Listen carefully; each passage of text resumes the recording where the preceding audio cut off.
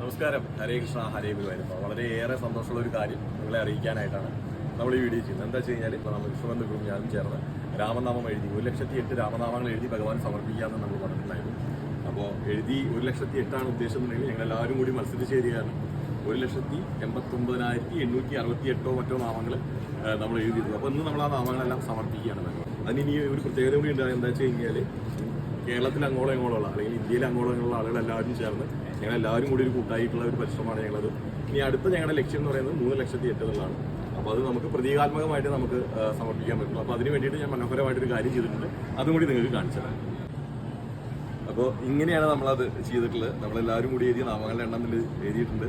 ഒരു കുഞ്ഞിയ താളത്തിൽ കുറച്ച് മഞ്ചാടിക്കുരു, കുന്നിക്കുരു, കുറച്ച് മൈൽപ്പീലി, പ്രിയപ്പെട്ട കണ്ണനി, ഒരു നെയ്വിളക്ക് വെച്ച് എനിക്ക് സമർപ്പിക്കാനുള്ള പ്ലാനാണ്.